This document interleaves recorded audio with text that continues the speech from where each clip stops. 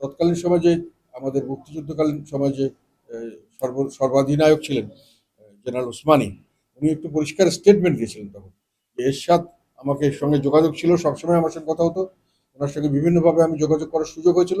অনেক সোলজার ওনার সঙ্গে ছিল, তারা সব বন্দী অবস্থা ছিল, নিরস্ত্র, এবং আমাকে উনি কয়েকবার বলেছিল যে আমি চলে আসতে চেষ্টা করতে চাচ্ছি। উনি চলে আসার জন্য ব্যবস্থা নিচ্ছেন। এই খবর পাওয়ার সঙ্গে সঙ্গেই ওসমানী সাহেবের নিজের ভাষ্য, উনি বলেছেন যে আমি তাকে নিষেধ করেছি। আমি বলছি যে তোমার সোলজারদেরকে ফেলে, সবাইকে ফেলে তুমি হঠাৎ করে এখানে চলে আসার প্রয়োজন নেই। তুমি ওখানে তাদের সঙ্গে নিয়ে থাকো, তাদের তাদের মনোবল থাকবে, তারা এই বিপদে দিশাহারা মনে করবে না। তো সেই কারণে উনি তখন আসতে পারেননি। এটা ঘোষণা দিয়ে উনি বলেছিলেন যে এরশাদ আসতে চেয়েছিলেন, আমি আসতে দেইনি। যে এটি একটি কথা ওনার সম্পর্কে, যেটা একটু আগে আমাদের মহাসচিব কথা তুলেছেন, সেই জন্য আমি পরিষ্কার করলাম, এটা অফিসিয়ালি ডকুমেন্টেড আছে। সেকেন্ড পয়েন্ট হলো, ওনাকে যে স্বৈরাচার বলা হয়, এর চেয়ে বড় অন্যায় আমার মনে হয় বাংলাদেশে আর কার উপর করা হয় না।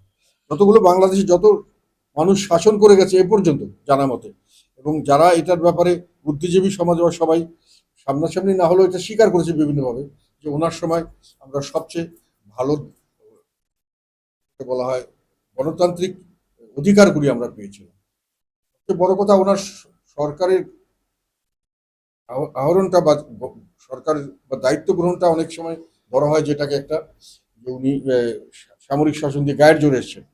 কিন্তু তৎকালীন সময় যারা দেখেছেন, যারা রাজনীতিতে ছিলেন, সবাই জানেন, এবং এটা ঐতিহাসিক সত্য, যে সে সময় ওনার ক্ষমতা গ্রহণ করাটা সারা দেশের জনগণ এবং সমস্ত পলিটিক্যাল পার্টি অ্যাকসেপ্টিং যারা সরাসরি ক্ষতিগ্রস্ত হয়েছে, সেই কয়েকটি পলিটিক্যাল ব্যক্তিত্ব ছাড়া সার্বিকভাবে জনগণ এটাকে সমর্থন জানিয়েছিল। এবং সেখানে তখনকার সময় যারা বিরোধী দলে ছিলেন, যারা সরকারে ছিলেন, মোটামুটি তাদের মধ্যে ব্যাপকভাবে এটাকে গ্রহণ করা হয়েছিল, এবং সামরিক শাসন জারি করা হয়েছে, একটি গুলি কোনোখানে ফাঁকা আওয়াজও করা হয়নি, এবং রক্তপাতহীন একটা ভাবে ক্ষমতা হস্তান্তর হয়েছে।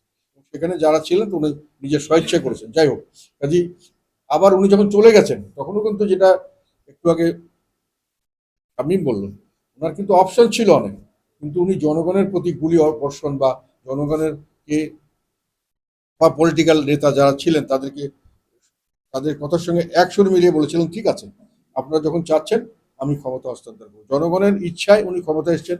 উনার কাছে মনে হয়েছে রাজনৈতিক দলগুলি যারা জনগণকে রিপ্রেজেন্ট করে, তারা একটা জিনিস চাচ্ছে, যে উনি ক্ষমতা ছেড়ে দিয়ে নির্বাচন করুক, উনি ওটাতেও রাজি হয়েছেন। এবং তাছাড়াও ওনার জীবনকালে উনি যতগুলো বড় বড় সংস্কারমূলক কাজ করতে চেষ্টা করেছেন, ওর অনেকগুলোতে জনগণ বিভিন্নভাবে বাধা দিয়েছে। জনগণ মানে তৎকালীন সময় বিরোধী দলরা এটা নিয়ে হরতাল করেছে, তারা বিভিন্নভাবে এটাকে ব্যাহত করার জন্য আন্দোলন করেছে। উনি কিন্তু সেই আন্দোলনের মুখে অনেকগুলোকে, যদিও জনগণ গ্রহণ করছিল এবং জনগণের এটাতে অনেক উপকার হচ্ছিল, তারপরে ওগুলোকে উনি জনগণের মতামতের দিকে, মানে যারা বিরোধী দলের লোক তাদের মতামতের দিকে খেয়াল করে উনি ওগুলোকে স্থগিত করেছিলেন।